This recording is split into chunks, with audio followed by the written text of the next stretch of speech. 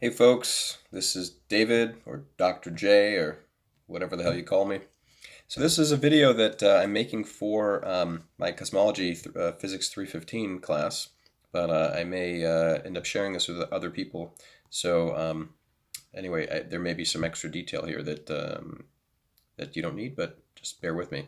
So making this video because, well, it's March 28th, 2020 at the moment, and I'm living in New York, and we're sort of under governor's orders to stay locked down because we have this global pandemic, this um, coronavirus, the SARS-CoV-2 or something like that.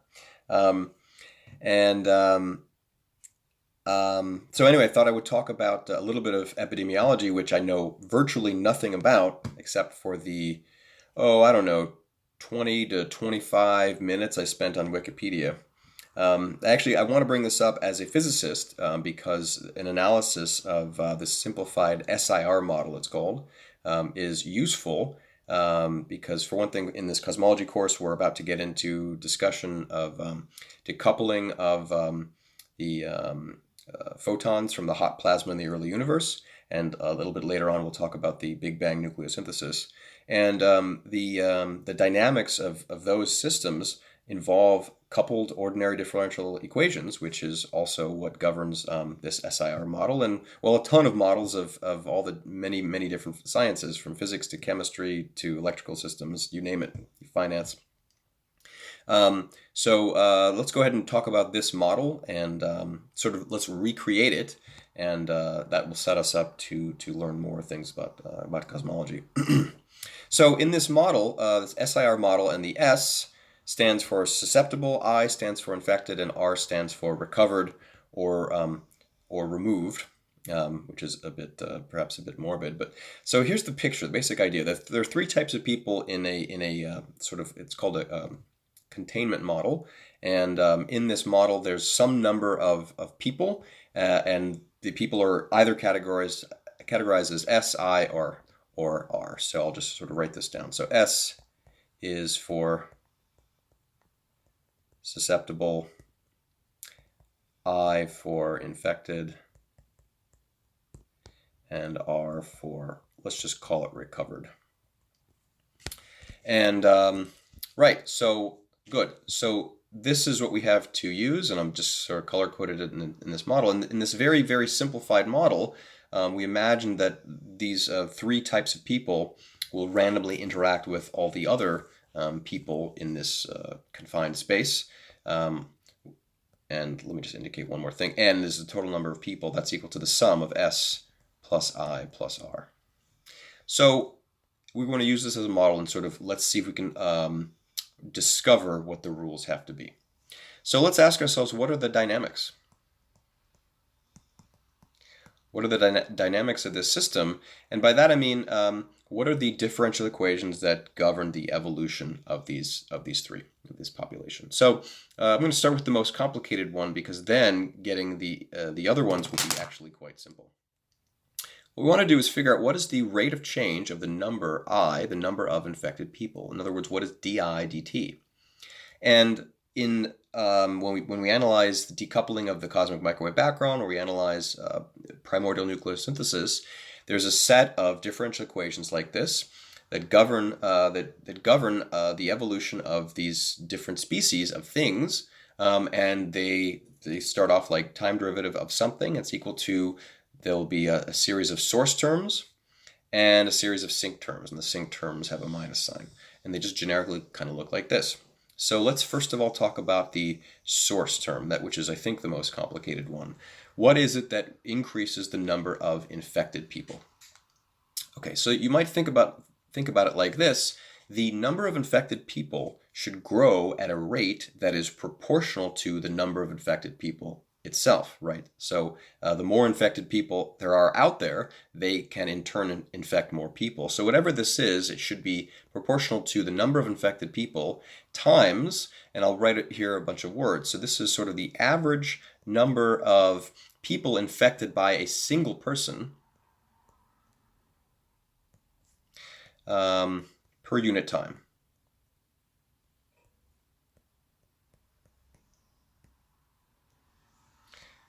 Wow, the handwriting here is quite terrible, but at least I said it out loud. Average number of people infected by a single person per unit time. Now, we should break that down even further because we have to be a little bit more careful about this. This is not just going to be a constant, it's going to be a function of time, and it should be a function of time in a specific kind of way. What do I mean by that? I'm going to let this be equal to beta of t times some correction factor. Now, beta of t would be the number of people infected by a single person per unit time, assuming that everyone else in the society was susceptible, right? Which means that every single person you come into contact with would be, if you like, converted from susceptible to infected. Now, we realize that that can't be the full answer here, because the more people that get infected, the fewer people there are available to infect, right? It's kind of like if you're a vampire looking for people to bite. Well, if everyone that you see is a normal human, then everyone you bite will become a vampire. But if you already have a society filled with vampires, then chances are you're going to bite someone and you're not going to make them a vampire. Sorry if that's a weird analogy, but anyway, what we should correct this is have some function beta, which is sort of, if you like, sort of an ideal rate of infection, times the probability of meeting someone that is susceptible. Probability of, I'll just write it, probability susceptible. Now that's actually a pretty easy number to come up with. What are the chances, if you are sort of randomly walking around through society and find someone that is susceptible, that probability is simply the fraction of susceptible people in the society. In other words, this should be the number of susceptible people, S of t, divided by the total number of people that there are. Okay, so that whole thing, I times beta of t times S of t over n, that should be the source term in this evolution equation for the number of infected people. Now, in addition to that, there will be a sink term, and thankfully there's a sink term. The number of infected people goes down because people recover. And the rate at which you lose infected people should also be proportional to the number of infected people, right? The more infected people you have, the larger number of people per unit time you expect to be recovering. So it should be I times something that we'll call the, sort of average recovery probability per unit time. So I'll put that in here. I'll call it average recovery probability per unit time. And that we'll assume, since it's an average, is sort of some number that has units of inverse time. And so that, we're just going to call that gamma of t. And by the way, this is all consistent notation with the Wikipedia article, the one Wikipedia article I read about this. Okay, so let's just summarize what we have here. In our simplified model then, the rate of change of the number of infected people is governed by this simple differential equation. There's a beta as a function of time. I'm putting that one out front because I feel like it. Number of infected people, and in fact, let me put this one at the end just because I want to. S of t, number of infected people,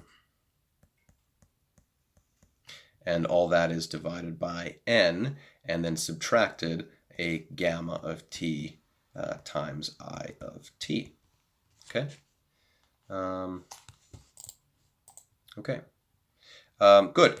Now that we have this complicated looking thing, which actually I'm going to go ahead, well, I'll leave it this way for now, just so we can see that the first term on the right-hand side is a source and the second term is a sink. The number of infected people is changing like this, and that means we will immediately be able to figure out how the number of susceptible people changes. There should be a sort of, well, let me just argue to you why. The number of susceptible people, there's no source of susceptible people in this model. We're not going to allow recovered people to eventually lose their immunity to this thing. You imagine once you're recovered, then that's it. You're recovered forever. So there's no source term, but there is a sink term, and that sink term should have the same magnitude as the source term for infected people. In other words, this should be minus beta as a function of time, the number of susceptible people, number of infected people divided by n. Okay, so I'm going to go ahead and box that. And then lastly, what is the rate of change of the number of recovered people? There's no sink term here. Again, once you're recovered, that's it. This should have the same magnitude as the sinc term in the number of infected people. In other words, this should be a plus gamma of t times I of t. Now, just as a sanity check, let me put that over here. We claimed, sanity check, where I claimed that S plus I plus R, the number of these different people, is equal to the total number of people in the society. What that means is if we take the time derivative of this whole equation, S dot plus I dot plus R dot, that would be equal to N dot, but N we're assuming is fixed, and so that should all be equal to 0. If you add up these three equations, this one, and this one, you'll see that it is in fact true, and so the sanity check holds. Okay. It's probably worth doing. So this is a coupled set. It's a coupled set of differential equations, and in general, this has to be solved on a computer. But at least there are some things we can learn right away. In fact, we can already see that there's some critical. There's a critical. I'm going to call it critical behavior that you can see in the equation for the number of infected people. Let me write that as di dt. And what I want to do is just factor out the common factor of I of t out of both terms. So that's beta as a function of time, number of susceptible people divided by n, subtracted gamma of t, and all this multiplies by I of t. So you see that the rate of growth of the number of infected people, or the rate of change rather, has this dependence on the number of infected people at any given time, and then it's multiplied by this thing in brackets. And basically what matters is the thing in brackets positive or negative? If it's positive, then you get growth. So I'll just write this leads to growth. And if it's negative, you get a decrease. Maybe I'll call that a decay. A decay in the number of infected people. Okay. So that being said, let me go ahead and just indicate that by saying that this another way to quantify that is to say that beta of t over gamma of t, when this is greater than n over s of t, I think if I'm doing this right, that would also be the situation for growth. And if it was less than, this would give you a decay. I point this out because you may hear about different parameters that I guess epidemiologists talk about. One of them is R naught, and I guess there's another one called RE. And again, I'm sort of a bit out of my league here. But as I understand it, this thing is called R naught. And if you think about what this term over here, N over S, is doing, this is a number that is going to start basically at 1 and continue to grow. But anyway, if you ever hear people talk about R naught, anyway, let's make a simplification.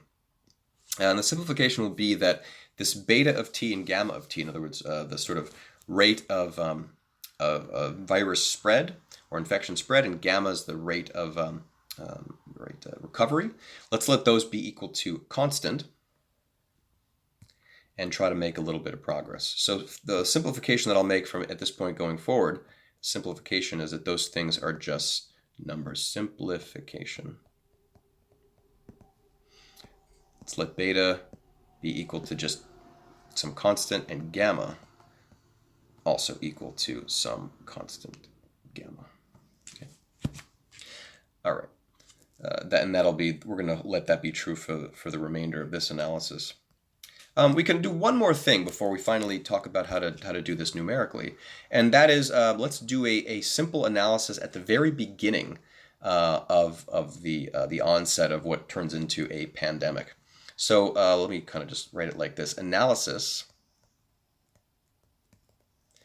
at I'll call it small times, and of course small, right? That's an adjective. So you have to small times. That's somehow indicated by both the rate of infection and the rate of recovery in order to figure out what is considered small. But you can imagine there's some period of time, whether it's days or hours or minutes, where this analysis should hold.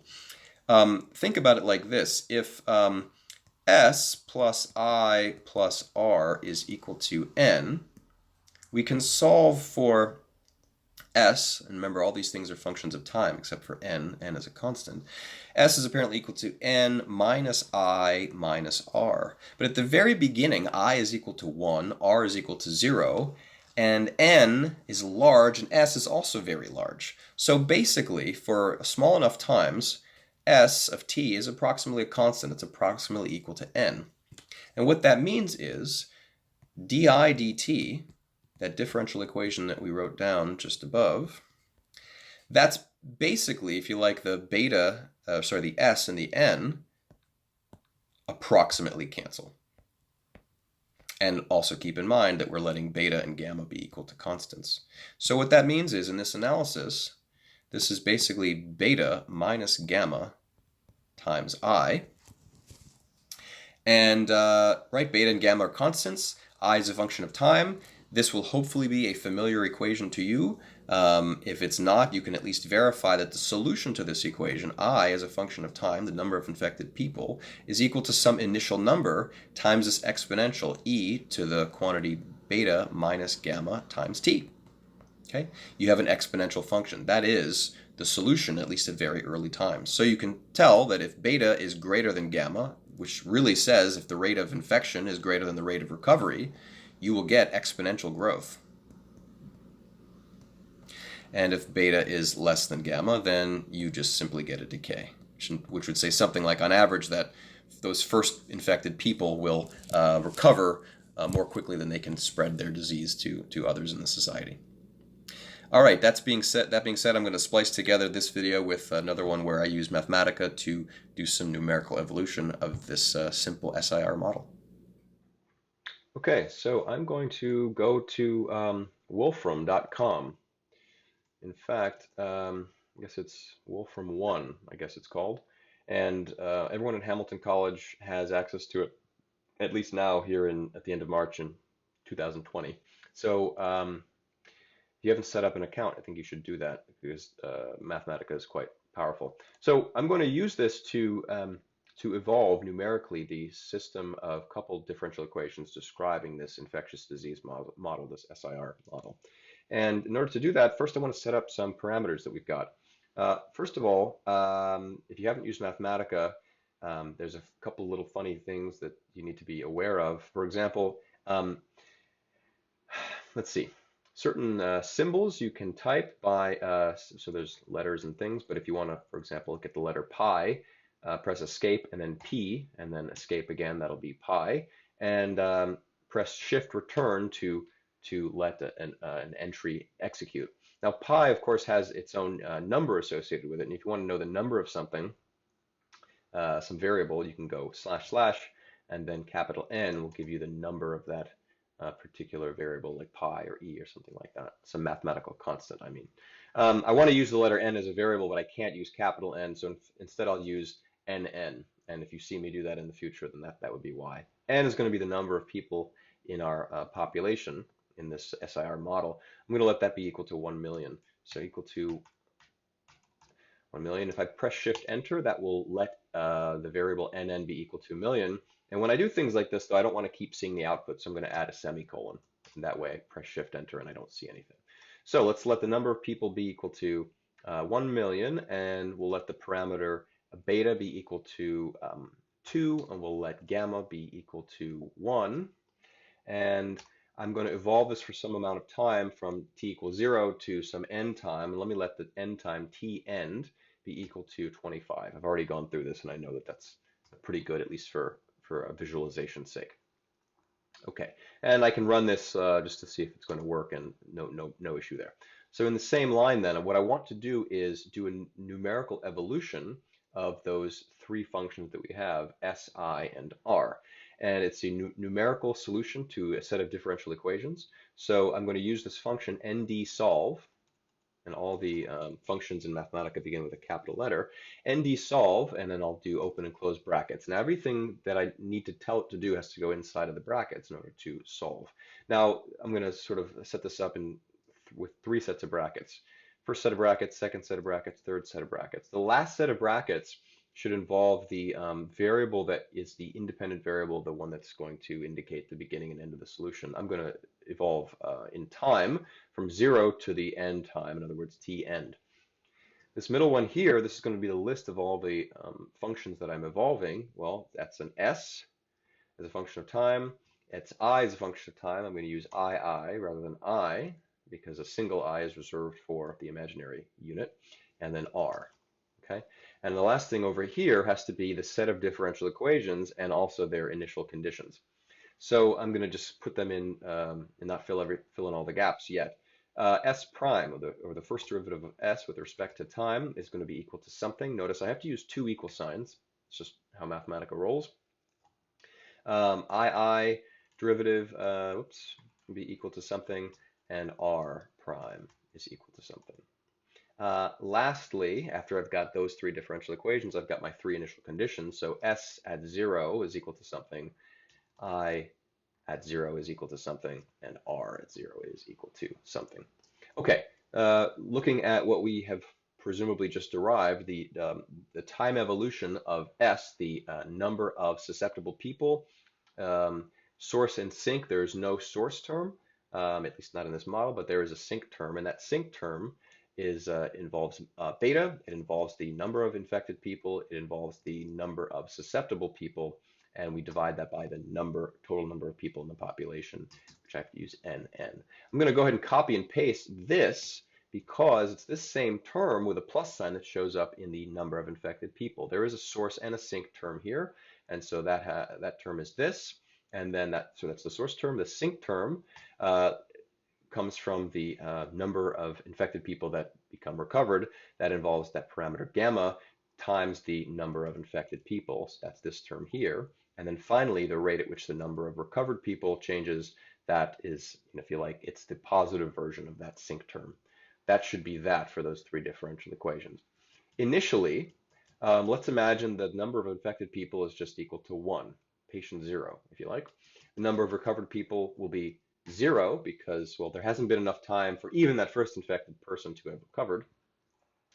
And the initial number of susceptible people, that's basically everyone in the society, and n, minus the initial number of infected people. So I'll write that as this generically. We can, I could put 1 here, or I can just let it be equal to that, and Mathematica is smart enough to replace that with the number 1.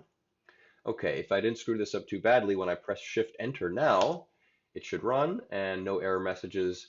It tells me that S, I, and R are evolved numerically, and there's some smooth interpolation function that Mathematica uses. So although it has only evaluated the function a discrete set of times, if you pick any in-between time, it can use an interpolation function to let you know what the value is there. And I can see it's actually sort of outputting roughly what the shape of these things is. The way that in order to use this numerical differential solution, I want to actually set it equal to a variable. I'm going to call it sol, and do it that way and press Shift Enter.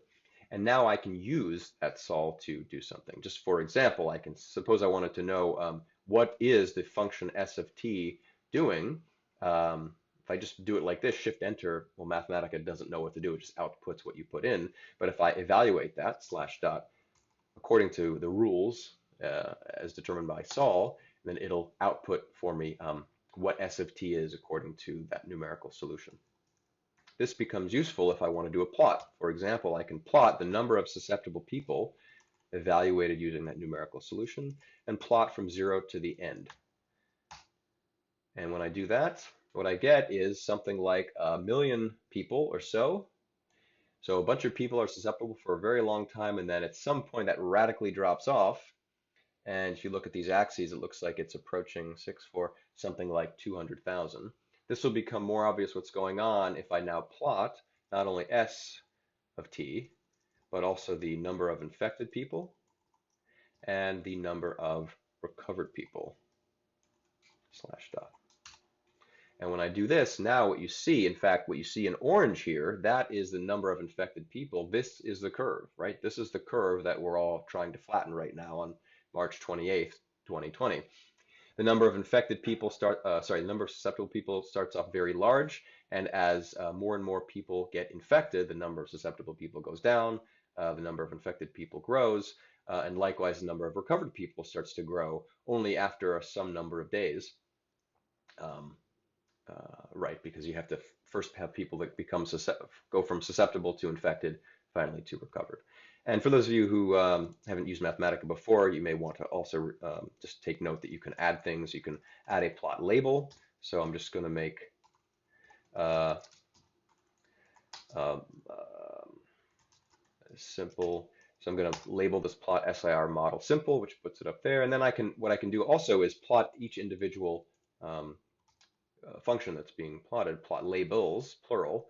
And by the way I'm doing this arrow is I'm using a hyphen and then a right bracket, I guess you could say. I'm going to put the hyphen before it and it turns it into an arrow. In brackets, let me put S and I and R, and then it should indicate for me. I don't know why it's cutting it off. So that's somewhat frustrating. Okay, there we go. You can see, yeah, exactly. Good. So that is that. That is a simple demonstration of the power of Mathematica and confirmation that this model has some use.